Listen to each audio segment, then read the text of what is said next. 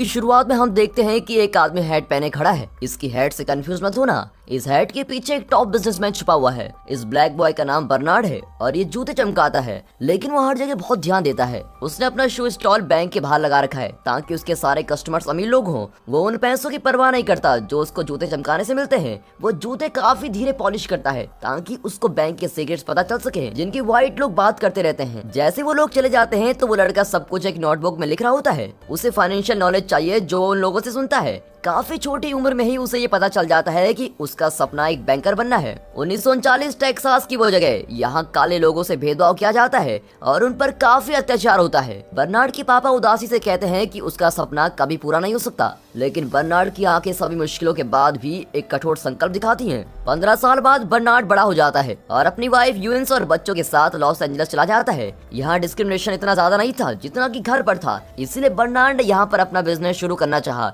3 लोगों की फैमिली एक उबड़ खाबड़ कमरे में रहती है जो उसके रिलेटिव्स का है। फिर भी बर्नार्ड अपनी वाइफ को प्रॉमिस करता है कि वो यहाँ से जल्दी निकल जाएंगे। बर्नार्ड ने अपना काम एक रियल एस्टेट एजेंट से शुरू किया और वो सारे जगह बेचने के लिए घर ढूंढता है। अपनी काफी अच्छी ऑब्जर्वेशन के बाद उसको पता चलता है कि ब्लैक कम्युनिटी यहाँ बहुत ज्यादा है, जबकि व्हाइट कम्युनिटी के काफी खाली घर हैं। काले लोगों को काफी ज्यादा फाइनेंशियल स्ट्रेंथ की जरूरत है, लेकिन यहाँ उनकी कोई मार्केट नहीं है। रियल एस्टेट स्पेकुलेशन और रेंटिंग के लिए एक बेहद ही बढ़िया बिजनेस अपॉर्चुनिटी है। बर्नार्ड एक व्हाइट अपार्टमेंट देखता है जिसके फ्रंट डोर के पास काफी घास है जो कि अच्छी कंडीशन में भी नहीं है। फिर वो उस लोकेशन का फायदा देखता है जो ब्लैक एरिया से दूर है। वो घर के ओनर के पास जाता है और कहता है कि वो घर मुझे बेच दो। बर्नार्ड कहता है कि अभी मैं $10,000 दूंगा और सारे कमरे रेंट पर चढ़ाने के बाद बाकी के $5,000 दे दूंगा। ओनर को उसका आइडिया अच्छा लगता है, लेकिन ओनर कहता है कि वो कोई रिस्की बिजनेस नहीं करना चाहता है। बर्नार्ड कहता है कि मैं समझ सकता हूँ। बर्नार्ड की नजर फिर उसके कैलेंडर पर जाती है जो उसको लोकल बैंक मैनेजर ने दिया है। फिर बर्नार्ड के दिमाग में एक आइडिया आता है। वो ओनर को गुड बाय कहता है और सीधे बैंक चला जाता है। यहाँ उसको उस मैनेजर का पता लग जाता है जिसने कैलेंडर भेजा था।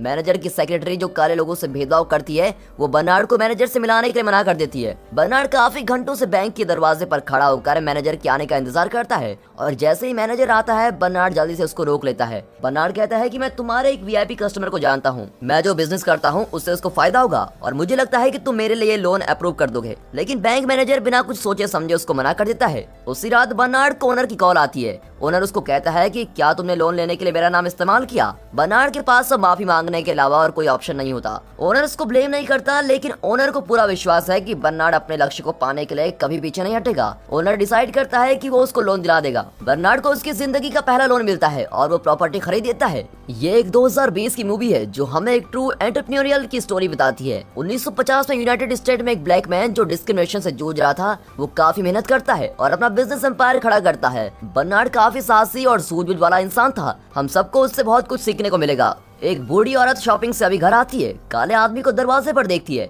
वो बूढ़ी औरत तीखी आवाज में बर्नार्ड से पूछती है, तुम क्या कर रहे हो। बर्नार्ड बड़े प्यार से जवाब देता है कि वो घर को रेनोवेट कर रहा है। बूढ़ी औरत उसको गुस्से से देखती है और कहती है, तुम जैसे वर्कर्स को ध्यान से रहना चाहिए। बर्नार्ड कहता है कि ये मेरी बिल्डिंग है और मैं इस बिल्डिंग का बहुत ही अच्छे तरह ख्याल रखूंगा। बिना कुछ कहे वो औरत गुस्से में अंदर चली जाती है और उसके बाद पुलिस आ जाती है। पुलिस बर्नार्ड को कहती है कि उनको उस बूढ़ी औरत ने बुलाया है और तुम इस बिल्डिंग के ओनर होने का दावा कर रहे हो। बर्नार्ड रियल एस्टेट सर्टिफिकेट की कॉपी पुलिस को दिखाता है। ऐसा लगता है कि उसको प्रॉब्लम का पहले से पता चल गया था, इसलिए वो पहले से ही प्रिपेयर था।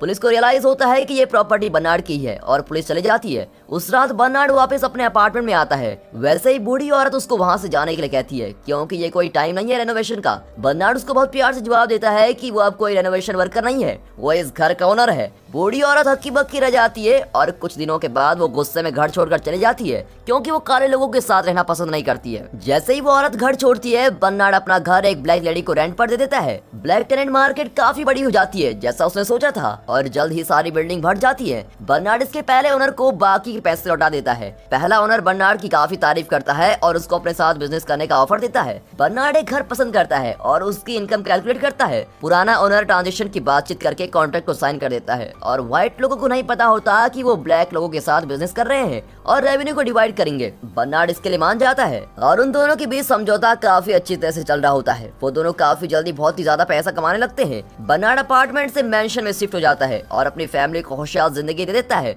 दिमाग से फाइनेंशियली सोचना, ज्यादा प्रॉफिट कमाना, ये उसके अल्टीमेट गोल्स रहे हैं। हालांकि जिंदगी कभी एक जैसी नहीं चलती, मुश्किलें कभी भी आ सकती हैं। पहला ओनर और बर्नार्ड का पार्टनर काफी बूढ़ा हो चुका है और कुछ सालों बाद अचानक से मर भी जाता है। कंपनी में उसकी इक्विटी उसकी वाइफ को मिलती है। उसकी वाइफ ब्लैक लोगों से काफी भेदभाव करती है और बर्नार्ड के साथ कोऑपरेट नहीं करती। वो बर्नार्ड से नफरत से उसके सारे शेयर्स काफी सस्ते में खरीदना चाहती है। अगर बर्नार्ड मना कर देता है तो वो उस पर मुकदमा चला देगी। और उस जमाने में यहाँ व्हाइट और ब्लैक लोगों में भेदभाव किया जाता है। आपको क्या लगता है जज किसकी साइड लेगा? बर्नार्ड को यह गलत बिहेवियर पसंद नहीं आया, इसलिए वो कोर्ट जाने का डिसाइड करता है। लेकिन अब उसे कोई ऐसा शख्स चाहिए जो उसके पुराने ओनर के साथ के रिलेशनशिप को टेस्टिफाई कर सके। वो बैंक मैनेजर के पास जाता है, लेकिन वो पहले से ही पुराने ओनर की वाइफ के फेवर में होता है और बर्नार्ड को इग्नोर करता है। बहुत ही ज्यादा निराश होने के बाद बर्नार्ड बैंक में खड़े होकर चारों तरफ देखता है और साफ सुथरे बैंक में भेदभाव चारों ओर दिखाई दे रहा होता है। सिर्फ उसकी स्किन के रंग की वजह से उसका हमेशा तिरस्कार किया जाता है। जब भी वो बैंक में जाता है ऐसा ही होता है।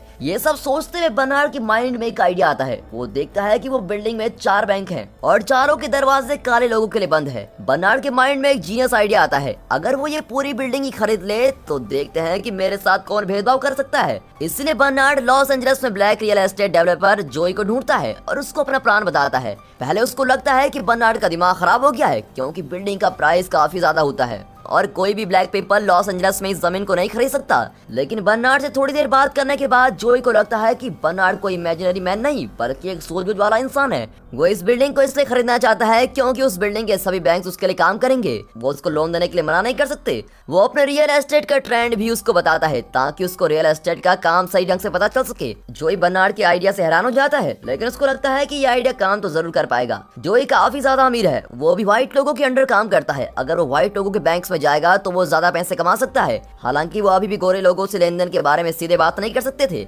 इसलिए उनको एक गोरा आदमी चाहिए था जो उनका एजेंट बनकर काम कर सके। बर्नार्ड के पास इसके लिए भी एक आइडिया है। मैट जो उसके साथ रेनोवेशन में मदद कर रहा था, वो बहुत ईमानदार इंसान है और बहुत ही एम्बिशियस भी। इसलिए जोई और बर्नार्ड मैट को गोल्फ खेलना, high class manners, mathematics thinking और रियल एस्टेट के बारे में समझाते हैं। मैट बहुत जल्दी सब कुछ सीख जाता है और व्हाइट लोगों की तरह गोल्फ खेलता है। गोल्फ क्लब में मैट बैंक बिल्डिंग के ओनर से मिलता है और ये सब जोई ने प्लान किया होता है। उनकी बातचीत काफी अच्छी चल रही होती है। मैट को बिल्डिंग खरीदने का मौका मिल जाता है, लेकिन मैट को ये नहीं पता कि आगे की बातचीत वो कैसे करेगा। बर्नार्ड मैट को आगे की तैयारी करने में हेल्प करता है। वो सबसे पहले बिल्डिंग की लाइट्स काउंट करता है। इसको कैलकुलेट करने के बाद वैकेंसी रेट देखता है और बिल्डिंग की एनुअल रेवेन्यू कैलकुलेट करता है। बिल्डिंग की एस्टिमेट वैल्यू का पता करता है। बर्नार्ड इन सब को कैलकुलेट करके कुछ नंबर्स निकालता है जो मैट को मीटिंग से पहले याद रखने होंगे। और मैट हमेशा उनसे एक कदम आगे चल रहा होता है और उनको एग्जैक्ट नंबर ही बता रहा होता है। ये देखकर बॉस काफी हैरान हो जाते हैं। उसके साथ का अकाउंटेंट भी गुंगा बैठा होता है, क्योंकि उन सबको लगता है कि वो एक बड़े मैथ जीनियस से मिले हैं। और आखिरकार बर्नार्ड को वो बिल्डिंग मिल जाती है जिसका असली प्राइस 2.4 मिलियन है।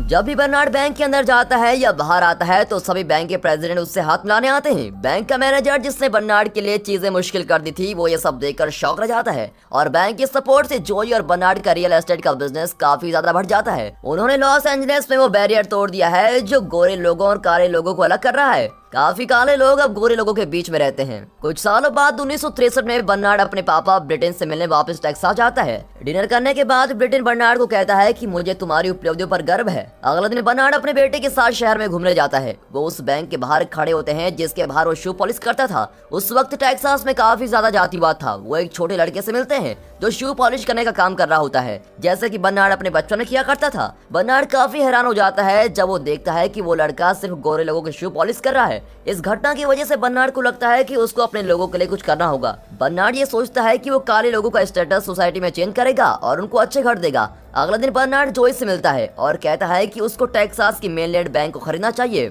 जोई को लगता है कि बर्नार्ड का दिमाग हिल गया है जो ये सब सोच रहा है, क्योंकि टेक्सास में काफी ज्यादा जातिवाद माना जाता है। बर्नार्ड जोई को काफी अच्छे रीजन देता है कि उनको ये बिल्डिंग क्यों खरीदनी चाहिए और आखिरकार जोई मान जाता है। बर्नार्ड फिर मैट को इस प्लान में शामिल करता है और उसको फ्रंटमैन की तरह इस्तेमाल करता है। वो लोग बैंक के ओनर रॉबर्ट फ्लोरेंस सीनियर और जूनियर से डील करने के लिए मिलते हैं। फ्लोरेंस जूनियर को कुछ गलत होने का एहसास होता है, जबकि फ्लोरेंस सीनियर मैट को बैंक भेज देता है। बर्नार्ड के पास जैसे ही मेनलैंड बैंक आता है, वो अफ्रीकन अमेरिकन की लोन्स में हेल्प करता है और ऐसा लगता है कि बर्नार्ड का गोल यही है कि वो अपने लोगों की हेल्प कर सके, उनको अच्छे घर दे सके और उनको पैसे कमाने का मौका मिले। सब कुछ अच्छा चल रहा होता है, लेकिन एक दिन फ्लोरेंस जूनियर लोन्स की जांच करना शुरू कर देता है और फ्लोरेंस जूनियर मैट का पीछा करता है। मैट जोई और बर्नार्ड से मिलता है। फ्लोरेंस उनके सामने आकर उनको लोन्स के बारे में पूछता है जो उसने पास किए थे और उसको यूएस ट्रेजरी डिपार्टमेंट के लेटर के साथ धमकी देता है। वो कहता है कि वो महीने के अंदर वो बैंक की छानबीन करने आएगा। ये कहकर वो चला जाता है। फिर वो लोग अपने अगले कदम के बारे में सोचते हैं। इस बीच में मैट एक सजेशन देता है। मैट कहता है कि हम एक और बैंक खरीद सकते हैं और सारे लोन्स प्रॉब्लम को उधर ट्रांसफर कर देते हैं।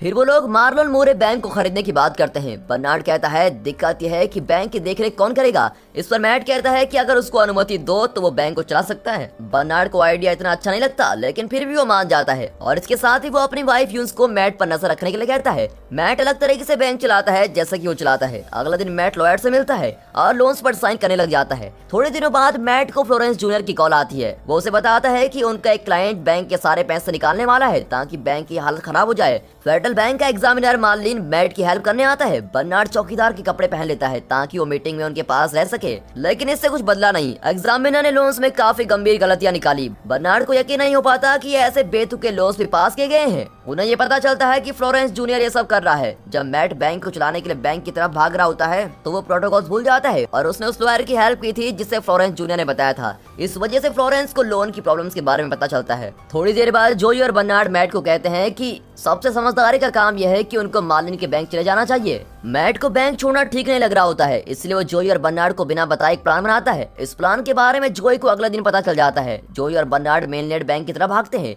और वहाँ मैट से लोन्स के बारे में पूछते हैं। फ्लोरेंस ये सब देख रहा होता है। बर्नार्ड मैट से बुक्स मांगता है, लेकिन काफी देर हो चुकी होती है और फेडरल बैंक का एग्जामिनर आता है और मेनलैंड बैंक का लाइसेंस रद्द कर देता है और FBI जोई और बर्नार्ड को अरेस्ट कर लेती है। बर्नार्ड खुद को बचाने की कोशिश करता है। थोड़ी देर बाद बर्नार्ड और जोई अपने लॉयर से मिलते हैं। उन्हें ये पता चलता है कि जातिवाद के कारण उनके केस को काफी घसीटा जाएगा। इसी दौरान मैट खुद को बचाने के लिए अपने साथियों के खिलाफ गवाही देने के लिए सीनियर मैकलेन से बातचीत करता है। मैट अपने अगले कदम के बारे में सोचता है और एक फोन कॉल करता है। मैट माइकलन के सजेशन को फॉलो करता है और अपने साथियों के खिलाफ सेनेट की सुनवाई में झूठी गवाही दे देता है। थोड़े दिनों के बाद बर्नार्ड माइकलन से मिलता है और उसके प्रपोजल के बारे में सुनता है। वो बर्नार्ड के सामने चॉइसेस रखता है कि उसके साथ एक सौदा कर ले और मैट की गवाही की पुष्टि कर ले। बर्नार्ड को जो बोलना है वो बोल दे और जेल चला जाए। आखिर में बर्नार्ड वही करता है जो उसके दिल में काफी सालों से होता है। वो जातिवाद के बारे में बोलता है। सुनवाई के बाद जोई और बर्नार्ड की सारी प्रॉपर्टी को नष्ट कर दिया जाता है और उनको फेडरल जेल में भेज दिया जाता है। फ्लोरेंस जूनियर मेनलैंड बैंक को काफी कम कीमत में खरीद लेता है। इसी दौरान मैट पर भी कोई चार्ज नहीं लगाया जाता। कुछ सालों बाद जोई और बर्नार्ड जेल से बाहर आ जाते हैं और यूएस को उन दोनों को देखकर काफी ज्यादा अजीब लगता है, क्योंकि जोई और बर्नार्ड अपना सब कुछ खो देने के बाद भी बहुत खुश थे। उनका कहना था कि उन्होंने कुछ भी नहीं खोया